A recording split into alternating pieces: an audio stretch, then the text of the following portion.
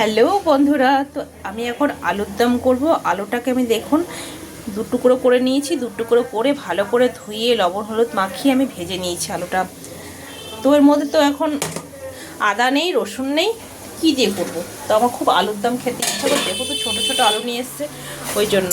তো আমি এখানে দিয়ে দিয়েছি টমেটো, জিরে গুঁড়ো, হলুদ গুঁড়ো আর ধনে গুঁড়ো, ঠিক আছে, আর একটু লঙ্কার গুঁড়ো দিয়েছি। আর আমি ব্লেন্ডারে এটা পেঁয়াজটাকে কুচি করে নিয়েছি, তার সাথে লঙ্কাও করে নিয়েছি। লঙ্কাটা কিছুটা এরকমভাবে টুকরো হয়েছে। তো তেজপাতা, জিরে আর শুকনো লঙ্কা ফোড়ন দিয়ে দিয়েছি। মশলাটা কষুক, এর মধ্যে আদা আর রসুনটা পড়ছে না শুধু।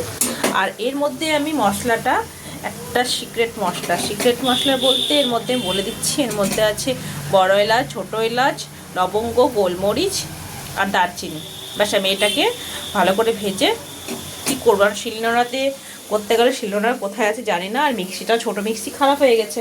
তো যেহেতু আমি এই সানেই করে নিয়েছি, স্ল্যাপে করে নিয়েছি, আর এই দেখুন এটাতে দিয়ে করেছি আমি, ঠিক আছে। তো আর এখন অনেকগুলো বাসন পড়ে আছে, পরিষ্কার করে নিই রান্না করতে করতে, আর ভাতটা বসিয়ে দিই। দেখা যাক পেঁয়াজ রসুন ছাড়া, পেঁয়াজ পড়ছে, রসুন আদা ছাড়া কেমন হচ্ছে। তো ঠিক আছে,